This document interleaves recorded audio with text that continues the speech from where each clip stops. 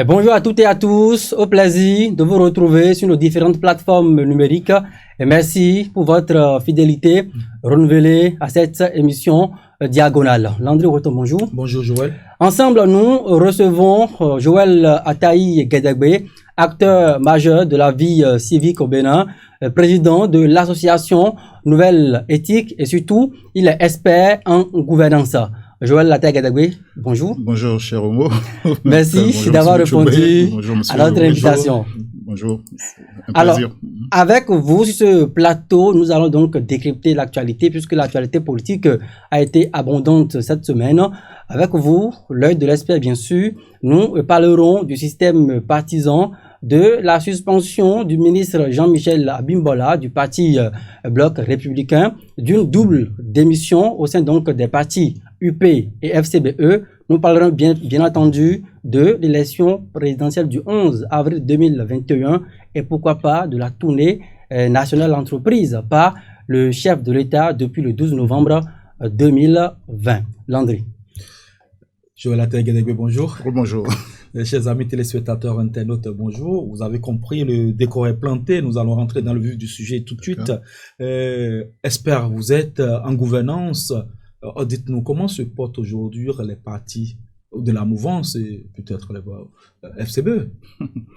Bon, je ne suis pas médecin pour décider de la bonne santé des uns et des autres. Mais nous observons que ça vit, que ça bouge, ça discute. Et que parfois des scènes de ménage sont dans la rue, ce qui n'est pas pour déplaire au niveau des médias, pour ne pas dire au niveau de l'opinion publique en général. On ne boude pas notre plaisir de savoir quand même comment ça vit. D'accord. Le Bloc républicain sous les feux de la rampe depuis quelques jours déjà avec l'éviction ou le blâme du ministre Jean-Michel Abimbola qui s'est certainement mis au-dessus du règlement intérieur de ce parti politique. Vous qui êtes un observateur de la vie politique de notre pays, comment est-ce que vous lisez cette actualité? Quelle est votre appréciation de cette décision émanant du bureau exécutif du Bloc républicain? À la vérité, je dois dire que ça a été une décision surprenante, mais qu'on doit prendre comme telle, qu'on doit accueillir certainement dans le sens de la volonté des partis de mieux s'affirmer, de faire en sorte de se constituer en institution forte. Nous souffrons d'un manque d'institutionnalisation de notre vie publique, y compris donc de nos partis politiques. Et durer la loi, mais si c'est la loi de ce parti, il faut en prendre acte. Je crois que M. Jean-Michel Abimbola est un militant politique éprouvé et en tout cas chevronné et qui doit avoir pris la mesure de ce qui se passe. Il était à un haut niveau dans les instances de ce parti. Je crois même qu'il a dirigé un parti par le passé. Le RND? Le RND, pour ne pas le citer, le RND de son feu père. Et donc, il est parfois utile de donner l'exemple, d'être celui par lequel, je ne vais pas dire d'être le veau qui va être sacrifié, c'est pas exactement ça.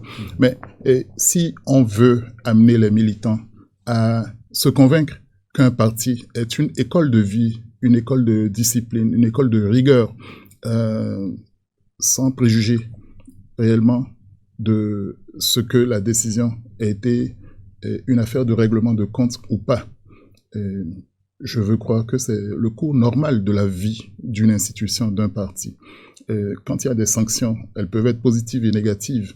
Là, c'est spectaculaire, c'est adressé à quelqu'un qui n'est pas des moindres, qui est une des trois figures majeures du Bloc républicain. En tout cas, c'est un jeune qui monte, et peut-être qui a donné l'impression d'avoir les dents trop longues pour certains. Il est encore aussi jeune que ça? Ah ben, il est fougueux, il est dynamique, M. Abimbola. Je crois que c'est ça, la jeunesse, la vigueur. C'est dans l'esprit, la jeunesse. Bon, regardez pas mes cheveux blancs, moi. Alors, Joël Ataï Guédégbé, vous disiez un instant que vous osez croire qu'il ne s'agirait pas d'un règlement de compte. Est-ce que, à l'aune des raisons avancées pour acter cette décision de blâme, d'éviction du parti, est-ce que, selon vous, il y a crainte que, effectivement, au sein du Parti Bloc républicain, la guerre des braves, comme on le dit, a eu à prendre par là.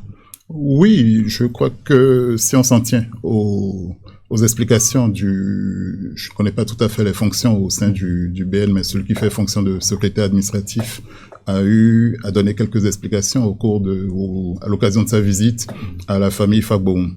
Et donc, maintenant à cela et à d'autres explications entendues officiellement ou publiquement, on peut penser que c'est la sanction d'une indiscipline, d'un fractionnisme au sein du parti qui est là. Et peut-être même que si M. Abimbola n'est pas directement la personne concernée, parce qu'a priori, c'est les conseillers communaux qui ont voté. Mais si c'est sa main qui a été retrouvée comme étant au-dessous des cartes, il est bon qu'en tant que chef de cette faction, il porte le chapeau et assume, porte sa croix, je voulais dire. Oui. On a vu des militants réhabilités après une traversée du désert, après avoir été des moins que rien, parfois même après avoir été exclus d'un parti. Donc tout est possible. C'est un parti nouveau, comme tous les autres. C'est de nouvelles associations, de personnalités fortes, de courants politiques ou de courants plus ou moins militants. Il aurait été étonnant de voir tout cela se fondre comme dans une mayonnaise. Et de toute évidence, ça montre que la plupart de ces blocs sont constitués de pièces rapportées et non d'unité que la façade en général. Mais une institution, enfin un parti, se doit de se construire également, de s'éprouver dans les contradictions, dans les luttes. Elles font partie de la vie des partis politiques. Et donc, soyons à l'écoute, observons. Si M. Abimbola, par exemple, saura souffrir en silence sa sanction et se faire réhabiliter le cas échéant. Oui. Quand on rentre dans dans le motif, ou quand on prend le motif qui a amené le parti à sanctionner, il nous a été rapporté que les 6 conseillers frondeurs du bloc républicain et qui sont des produits du Rassemblement national pour la démocratie RND du président Jean-Michel Abimbola ont voté contre Karamat Fagboum, qui est une candidate positionnée du bloc républicain. Dites-nous, vous qui savez lire entre les lignes, comment est-ce qu'on peut comprendre cet anachronisme quand on sait que le parti est allé au front pour rapporter des victoires et qu'on a dû voter, des éléments d'un même parti ont dû voter contre et c'est là pour l'autre camp. Comment est-ce qu'on peut expliquer, le phénomène? Premièrement, il y a de l'indiscipline notoire. Enfin, c'est ce qui est donné à voir, mais c'est le dessous des cartes qui est intéressant.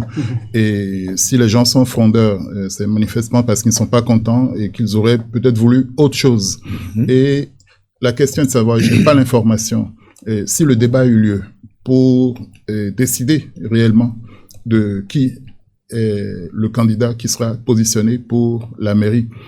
Toujours est-il que Mme Fagboum était en quelque sorte maire sortante, puisqu'il était question d'une reprise de l'élection au conseil communal. Il y a eu un recours, Donc il est surprenant que ses camarades la lâche comme ça au cours de cet exercice de confirmation. Et donc ça indique que dès le départ, il n'y avait probablement pas accord sur sa candidature et que les gens se sont saisis du premier incident pour lui faire sa fête, en quelque sorte. Ou alors que c'est la faction RND restée, survivant un peu comme ça au sein du bloc républicain qui règle les comptes avec l'ancien MADEP dont Mme Fagboum est plutôt issue, 2 anciennes entités qui se disputaient le leadership au niveau du plateau, à Diawere et Keto, entre autres. Donc c'est peut-être les survivances, les réminiscences de ces conflits antérieurs. Et ça montre que dans les blocs, on est loin d'avoir aplani les anciennes contradictions. Il y a toujours des frictions. Absolument, des frictions, des frustrations. Et le bureau exécutif qui a rendu sa décision, peut-être devrait faire son autocritique pour savoir s'il n'a pas imposé aussi trop vite Mme Fagboum, quel était son degré de légitimité au niveau du parti. Puisque là, on se paye une crise avec un acteur majeur du parti. Il serait intéressant de savoir quelle était peut-être la position de M. Abimbola depuis le départ. Peut-être qu'il y a eu mal donne. J'observe que même si Mme Fagoum était un membre fondateur du bloc républicain, et pas des moindres, son père y est venu officiellement très hésitant, traînant les pieds très récemment. Est-ce la dot pour l'accueillir, qui s'exprime comme ça? Le prix payé est-il trop élevé selon certains?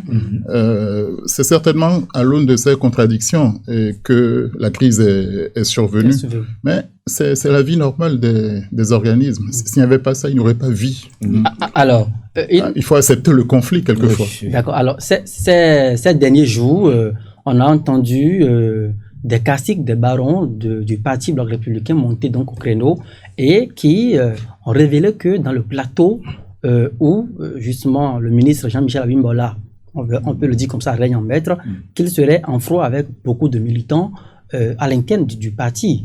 Est-ce que là on va dire que c'est une grosse faiblesse peut-être organisationnelle, interne, ou c'est encore une fois à mettre sous le coup de l'homme qui est ondoyant? Ondoyant, ambitieux et peut-être prétentieux à la limite. Et voilà, vous avez vos prétentions, mais elles se limitent aussi, pas, elles sont forcément limitables, pas celles des autres. Et s'il n'y a pas une cohabitation aussi harmonieuse que possible dans la rivalité, pour ne pas dire, dans l'émulation, parce que l'émulation doit être, il faut qu'on arrive à dégager les meilleurs d'entre nous. Mais une certaine émulation quand même. Hein. Oui, il faut qu'elle soit saine, il faut que les modalités d'expression de nos différences soient accueillies, soient prévues et accueillies comme telles. Et c'est ça l'intérêt d'être dans un parti. Sinon, c'est pas des entités qui incitent, qui inclinent à vouloir y rentrer. Et si c'est pour se faire mettre des camisoles de force, se faire régenter par des occasions venus de tel bureau, de telle personnalité, ça peut créer des frustrations. Il faut peut-être se demander, parce qu'on n'a pas entendu la tendance RND. Et voilà, je me mets à parler de tendance, on se met à imaginer des factions, et c'est pas seulement un parti, c'est dans une localité que deux anciens partis se battent, mais c'est beaucoup d'énergie perdue et par rapport au combat. Un fauteuil de maire oui, perdu aussi. Perdu. Et ça nous ramène à l'élection des maires. Chacun se souvient de la loi qui a été rectificative ou interprétative, interprétative, et qui a dû venir pour camoufler justement ce genre de situation qui était là déjà. Donc on a essayé de les couvrir et avec cette loi-là. Vous pensez que la loi n'a pas pu régler le problème? Elle ne peut pas. C'était du replâtrage. Voilà la réalité. Je vous ai parlé de la vie. La vraie vie, c'est ça. Et c'est ce que nous voyons. Ce qu'on a tenté de nous cacher se révèle quand même comme ça. Et en dépit de ça, même avant ça, ce qui n'a pas explosé comme crise et autres n'indique pas moins des rancœurs. C'est vrai, on n'est pas dans un monde idéal, hein, et personne n'est jamais content d'être sur le banc de touche dans une équipe. Tout le monde veut jouer, tout le monde veut être en première ligne. Il est difficile d'accepter sa mise à l'écart.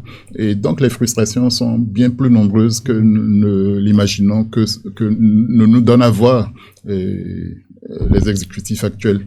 Oui, le ministre Michel Abimbola est blâmé, déchargé de ses fonctions jusqu'à nouvel ordre. Quelles sont les implications sur le parti quand on connaît le profil de l'homme? C'est à la fois un affaiblissement du parti et son renforcement. Affaiblissement, si ceux qui ont été sanctionnés, d'abord parce que ça révèle des querelles internes, oui. Et donc tout organisme qui est divisé contre lui-même, enfin, qui est divisé, et s'affaiblit et se combat par lui-même. Donc, de ce point de vue, c'est pas intéressant. Et si les frustrations devaient perdurer, si cela même devait avoir pour conséquence que le bloc républicain exige que M. Abimbola ne soit plus considéré comme son représentant ou un de ceux qu'il a pu parrainer dans le cadre de la composition de l'équipe gouvernementale, on voit jusqu'où les choses pourraient aller. On l'a vu dans d'autres pays et même l'histoire de notre pays, l'histoire des partis dans notre pays est faite de scission. Beaucoup de partis sont nés de scissions successives, de mécontentement pour des raisons avérées, valables ou non. Maintenant, en termes de renforcement du parti, c'est un signal fort. Si les organes du parti démontrent par là leur légitimité, leur autorité acceptée par les militants, et là, ça renforcerait réellement le bloc républicain. Et au-delà même de ces instances, cela indiquerait au moins un minimum de voies à suivre et de considération pour les décisions de la direction, comme pour les aspirations des militants. Je ne sais pas dans quelles conditions Mme Fagbon a été retenue comme la candidate du bloc républicain. Et je ne connais pas réellement les raisons pour lesquelles ces camarades ex-RND ont pu lui faire la fête. Et on n'en a pas fini d'ailleurs dans les conseils communaux.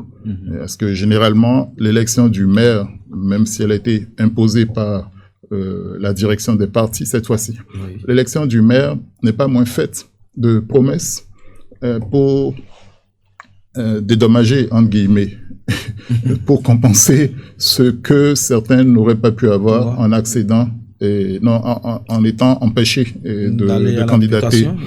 Donc il y a des compensations parfois qui sont promises, qui ne venant pas déclenchent l'ire des conseillers par le mécanisme de la destitution. Ne sommes qu'au début des conseils municipaux. Il est possible encore qu'il y ait des réactions. Et il serait intéressant de voir comment chaque parti va tenir ses troupes. D'accord. Alors, nous venons donc de passer le quart d'heure sur cette émission, Joël Atay-Gadegbe. Nous le savons tous, la vie politique au sein de la mouvance est bipolaire, autour donc des deux grands partis, l'Union progressiste et puis le Bloc républicain.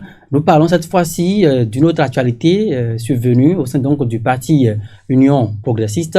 Un militant, Fiacre Godémin, pas des moindres, a adressé il y a quelques semaines une lettre de démission au bureau politique du parti Union progressiste. Dans la foulée, début novembre, le président du parti, Bruno Amoussou, a adressé à ce militant une fin de non-recevoir et l'invite d'ailleurs à retirer cette démission, ce qui finalement a été obtenu de ce militant.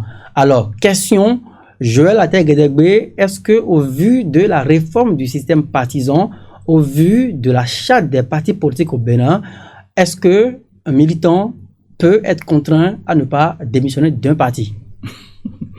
Bon, en réalité, on est sur le terrain de la liberté d'association, pour ne pas dire de la liberté de dissidence également. C'est ça le principe. Et maintenant, on est fondé à refuser une démission. Mais ne soyons pas dupes. Quelque chose s'est cassé à moins d'une explication franche et de nouveaux engagements des uns et des autres. Puisque la demande de démission signale quand même un malaise, signale un problème. Si on a pu accueillir cela comme tel, si chacun a pu reconnaître sa part de tort, d'erreur, et qu'on s'est entendu sur voilà une nouvelle direction, c'est vrai, ça devient une péripétie. Mais c'est révélateur quand même de ce que il y a une fois encore, tout ne va pas bien dans le meilleur des mondes. Et on peut absolument refuser une démission. C'est vrai, ça a été caricaturé dans l'opinion publique comme comme la dictature des partis, comme une obligation à militer, une injonction à soutenir. On ne peut pas faire les choses en dehors de la volonté propre à l'individu. Et donc, s'il n'y a pas de conviction chez l'individu en question, que quelque chose est encore possible ensemble. Et, ma foi, ça ne marcherait pas.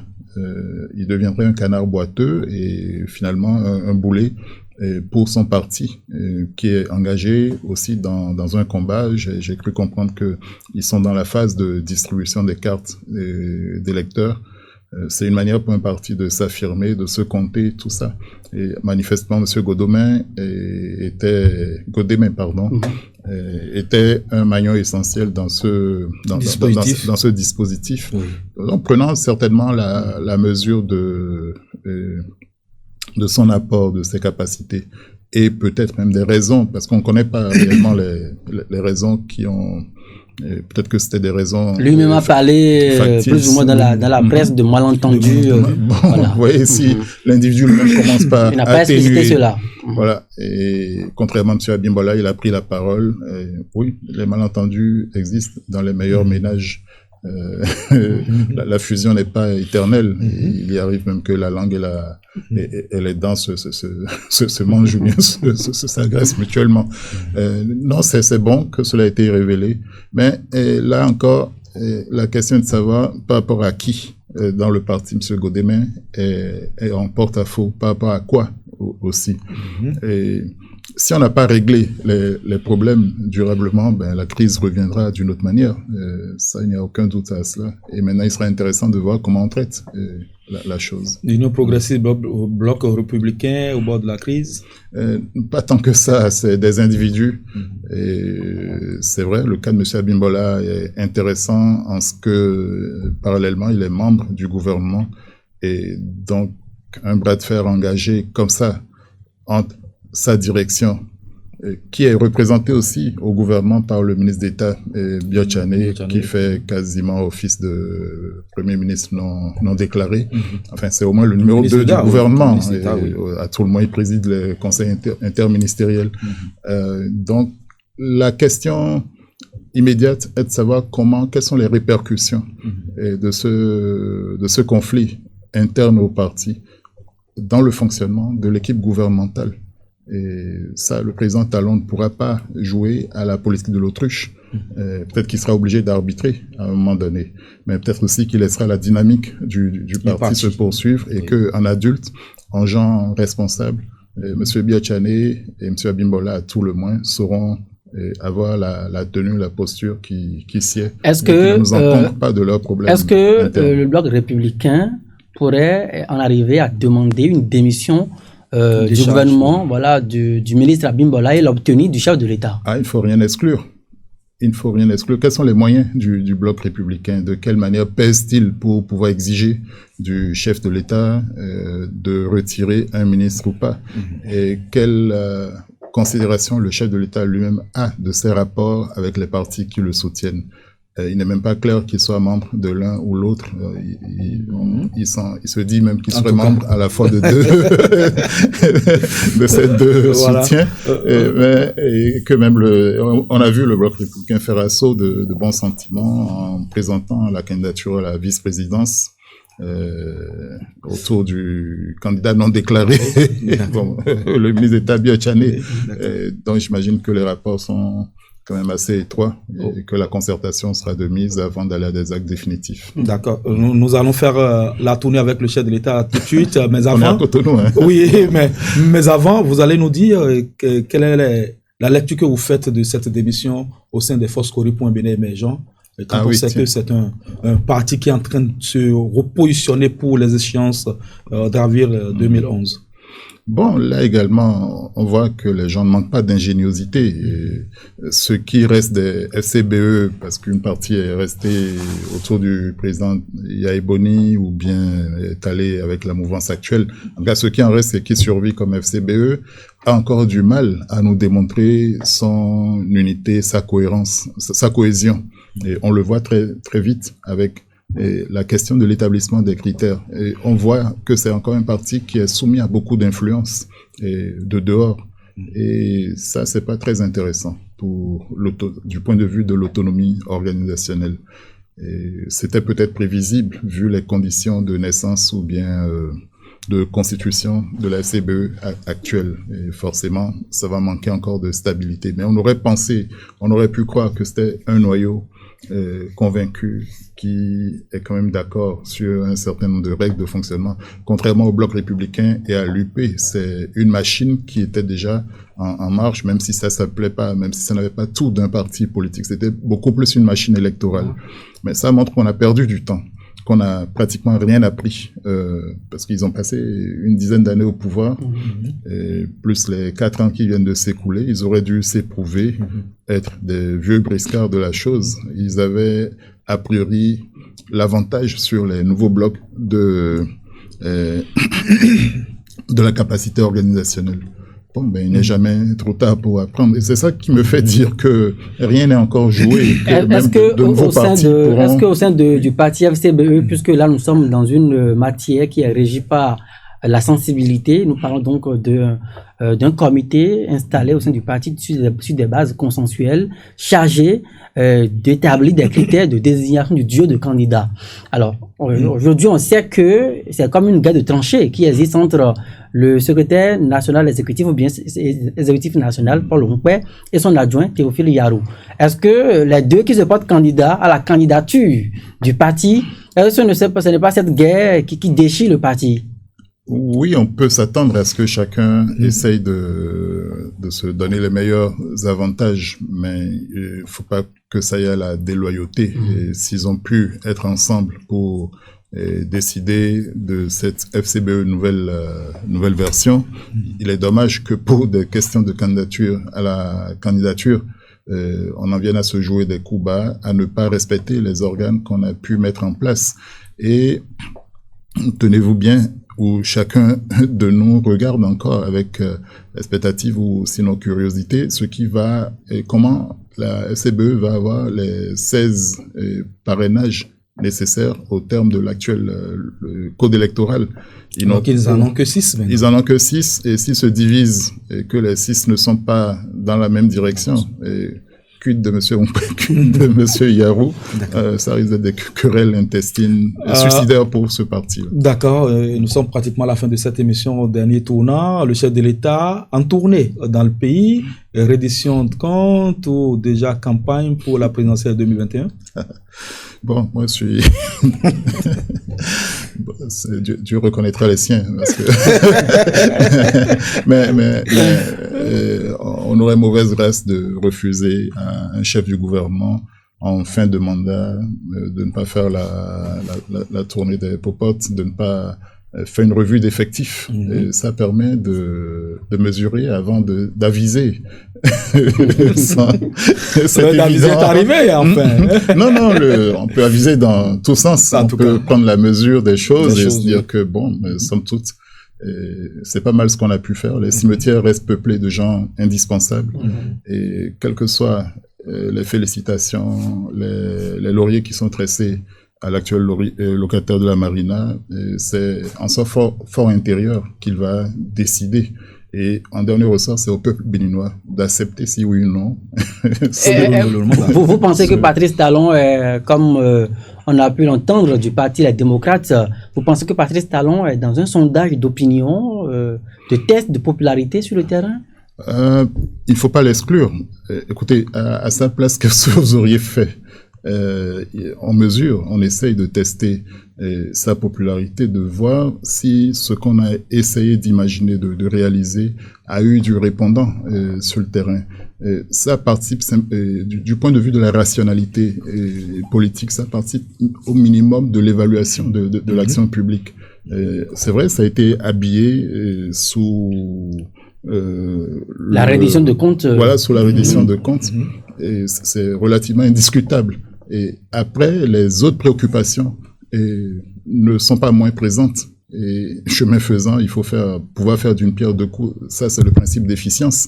Et il aurait tort de ne pas tester grandeur nature et sa popularité, la demande de la population. Et vous répondez quoi, vous qui avez observé non, les conseillers ne sont pas les payeurs. Voilà. La liesse populaire qu'il y a autour, non, je pense qu'il y a des accents de sincérité, il y a des accents très pathétiques de cette liesse de popularité. Je crois que les gens pauvres qui ne sont pas dans les calculs, savent également montrer de la gratitude Et ce que le chef de l'État a fait en tant que chef du gouvernement, en tout cas à la tête de l'exécutif, c'est en notre nom à tous, avec les moyens, les deniers des Béninois. C'est pas sorti de sa poche.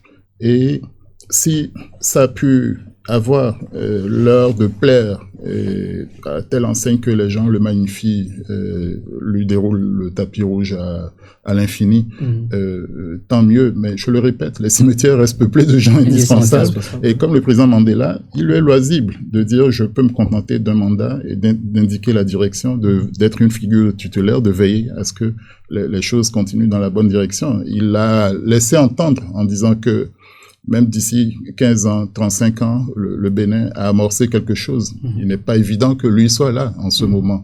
Et c'est ça qu'il faut encourager, et que nous découvrions, et que nous entendions sur la stratégie. Et plus tard, peu importe, disons, la tête qui sera chargée de mettre en œuvre. Le chef de l'État, lors de cette tournée, a demandé aux sages de Tcharo de l'aider à se refaire une santé amicale auprès de son grand frère Boniaï. Pensez-vous que cette demande ou cette main tendue peut avoir des impacts sur les prochaines présidentielles de 2021? Oui. Oui, mais pour moi, ce n'est qu'un épiphénomène. Ne mettons pas tout, ne voyons pas la politique tout réglée. Au plan humain, il est important d'être en paix avec soi-même. Que ce soit sur la place publique qu'il ait manifesté cela ou pas, n'est pas le plus important. C'est vrai, ça nous prend un témoin, probablement d'une volonté d'être en paix avec lui-même et de faire la paix dans toute la mesure du possible avec un ancien allié. Il faut encourager cette grandeur d'esprit, ce n'est pas empreinte de calcul politicien. Et même si c'était le cas en face, c'est pas des gens nés de la dernière pluie. Et donc un adulte responsable et devant aussi être exemplaire par rapport aux communautés qui les soutiennent ou bien, disons, à ceux qui sont avec eux. Et chacun a un effort à faire pour ne pas imposer sa personne au-dessus de la communauté. Et ma foi, même les plus grandes guerres se sont terminées par des discussions, par un apaisement. Et si le président Talon, enfin, peut exprimer publiquement son état d'âme, il faut l'accueillir comme tel. Il faut espérer que en face, également, il y a une autre réponse et que chemin faisant, oui, vous savez, on ne peut pas décréter la réconciliation et la paix, mais il faut que chacun soit en mesure de faire ce petit pas-là qui en coûte à chacun. D'accord. Et au-delà de ça, les conflits sont inhérents à la vie. La contradiction également, il faut pouvoir l'accueillir. C'est pas l'unanimisme qu'il nous faut. Et si on n'est pas d'accord, si on n'est pas amis, il faut aussi pouvoir le dire et expliquer pourquoi on ne peut pas être ensemble. Très bien. Nous allons donc finir cette émission en évoquant une toute dernière actualité. Cette fois-ci, je sais que vous êtes membre de cette commission élargie entre le COS, l'EPI et les OSC du Bénin, d'autres partis politiques également extra-parlementaires qui siègent dans le cadre d'une concertation pour une liste électorale consensuelle. L'autre enjeu, c'est le taux de participation, la validité des cartes d'électeurs. Nous savons que cette année, en 2021, cette carte l'EPI va expirer. Qu'est-ce qu'on peut retenir de tout ce que vous faites au sein de cette commission pour qu'en 2021, nous puissions non seulement avoir un taux de participation record, mais également que les élections soient apaisées? Je crois que c'est par rapport à la dernière préoccupation que le cadre de concertation a sa raison d'être. Et pour que quand même, au bout de 10 ans de mise en œuvre de la LEPI, on n'en soit pas encore dans les bisbilles qu'on a connues, dans les dysfonctionnements qu'il y a eu. Et donc, le bureau du COS-LEPI a essayé d'associer à lui quelques institutions, la HAC, le Conseil économique et social, 3 OSC, 3 partis politiques, rapidement le Bloc républicain, l'UP et la FCBE. Et il y a beaucoup de services techniques ou d'administration comme l'agence, l'ANIP sur l'identification des personnes, l'agence sur la protection des données personnelles, tout ce qui tourne autour de l'état civil, de l'identification des statistiques est représenté là, tout comme le ministère de la Justice, celui de l'Intérieur, les Finances, les Affaires étrangères. Donc ça a été imaginé, je crois, comme une table ronde aussi élargie que possible pour appréhender ces questions. Même la Sénat est représentée et avec l'ANT, l'Agence nationale de traitement. Une fois que cela est fait, le comité a pris conscience, comment on appelle ça, le cadre de concertation a pris conscience de deux choses au moins. La question de la radiation, qui est prévue par les textes, mais qui est loin d'être opérationnalisable. Pourquoi? Parce que des défunts doivent d'être radiés, mais il faut une base légale pour aller à cette extrémité, en quelque sorte, et s'assurer qu'on ne fasse pas d'erreur, qu'on n'enlève pas indûment les gens. Et c'est là qu'il est intéressant d'avoir les parties prenantes pour dire « je suis d'accord pour ça, mais voilà, ce sera à telle condition ». Et au fond, au Bénin, comme on n'a pas un état civil fiable, et c'est la même chose par rapport au registre des défunts. Il y a très peu de morts qui sont déclarés en réalité. Et sur quelle base allons-nous décider que, oui, sachant qu'il y a eu mort, mais non enregistré, on va rayer, ce serait la boîte de Pandore. Donc le comité ou le cas de concertation a écarté cette voie-là, hasardeuse.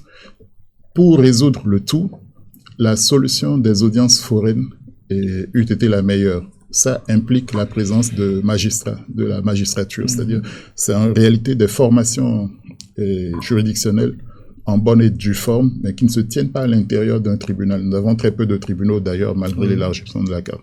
Mais faire ça, ça mobilise tout l'appareil juridique de notre pays et ça nous met en retard par rapport à d'autres choses, sans parler des moyens financiers. Donc, il est aussi apparu que c'était pas réaliste pour le temps qu'il restait. La liste doit être déposée 60 jours avant, donc si c'est le 11 avril, ça fait le 11 février, au plus tard que la liste devrait être rendue disponible à la Sénat, au regard de l'actuelle loi. Réellement, ce serait hasardeux, très limite de déployer tout l'appareil judiciaire à cette fin-là. Donc le compromis, c'est que ce qui est fiable, ce qui est réellement existant dans les registres, soit repéré en tant que tel, et que la procédure aille jusqu'au bout pour la radiation. On estime à près de 500 000, 550 000, statistiquement parlant, le nombre de défunts, voire de personnes déchues de leurs droits civiques qu'on aurait pu espérer ou qu'on aurait dû radier. Mais n'ayant pas tous les leviers, il va subsister une zone grise autour de ces chiffres-là. Et j'en finis avec la question du taux de participation pour dire que ces chiffres vont en partie fausser le taux de participation. Mais si on l'a à l'esprit, si tout le monde convient qu'il y a un petit biais par là, on ne créera pas à la faible participation. La faible participation maintenant pourrait naître des enjeux de la présidentielle où les gens ne se sentent pas inclus et ne se sentant pas concernés, boycottent, refusent d'aller jusqu'au bout, ou ont perdu leur carte, ne savent pas comment faire. Et il y a beaucoup d'autres hypothèses qui peuvent décider de la baisse du taux de participation. Mais attendons de voir d'ici avril, n'est-ce pas? D'accord.